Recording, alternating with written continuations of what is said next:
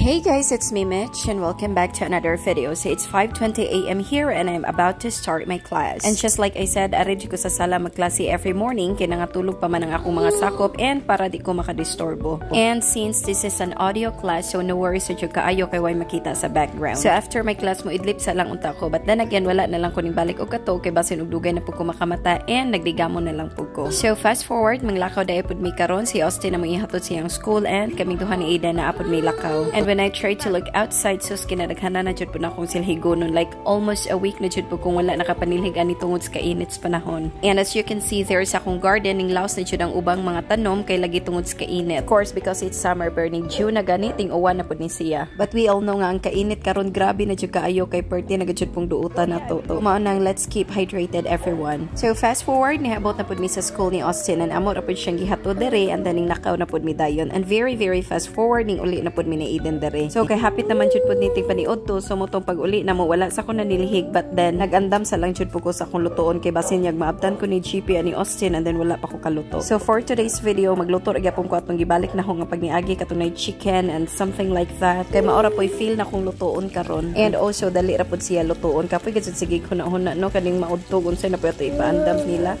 But then me as a wife and a mother, I should have to prepare something for them to eat after a long tiring day at work and school.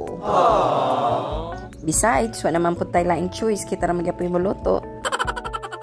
So that's why instead of complaining, makalearn biya po ko nga daghan na po ko nahibawan og luto kay before di gadyo ko tigluto. So while waiting nga maluto to among giluto, manglimpyo na po ko aning ilam sa mo ang sink. Nakita na jud ninyo ang among gipangtaguan diri. Well, anyway, diri na ko gipangtaguan among mga Tupperware, among mga kaha ug uban pa diha. Well, ug mahinlo ka ni kay there's no any schedule. So feel lang nako og naabugan na pud siya or feel nako nga bungkag na mo nang manghinlo na pud ko. And also to make it sure nga hinlo gid siya permente ilabi na gajud nga ilawom gajud ni siya, so basig na mga mananap, mga ok-ok or unsa diha nga nanago. Well, katuloy pong generator na ko di gajud na ko maalsa kay kinagajud bugatan, so manang every time ang hinlo ko ani ako nanto siya isibug-sibug kay bugat. And also tataod na pud to nako walay gamit. It was given from my company atong time nga nabagyong audit and there was no electricity for over a month, so mo nagi-providean mi og generator sa tagsa na mong mga teachers kay bawal man mi mo absent. So moving forward, yun na sa pud to nakong under the sink kay karon sa sala na pud ko manghinlo kay para dili magbalik-balik ang akong agi. So fast forward, nahuman ako panilhig dire, nahuman na pud ko vacuum sa mga suok-suok, so na map na lang po ko kay para all in one na lang po ang akong trabaho. And maayo ra gani po si Aiden, as you can see na yan tiil na nan-ora siya TV, so wala ra kayo siya nagsinamok na ko, but then later on ako ana po ni siyang pakanon. Also gikapoy na jud po ko limpyo dire, but then again I can't leave a day without cleaning and it's better to see your home clean. Kay lagi bahala og cute ra ni among balay, at least everyday limpyo kayo. And there na apa po di ay ko labhonon, so I'm thinking about nga ugma na lang ko manglaba kay gikapoy na jud po ko og taman. So finally I'm done cleaning, so bisan og kapoy kaayo at least inigtan-aw ni mga limpyo kaayo mawala ang imong kakapoy. So next diri na pud ko sa kwarto. O di ba gi-magic na lang pud nako kay medyo gikapoy na jud pud ko and pinaspasay na gajud pud ang akong lihok.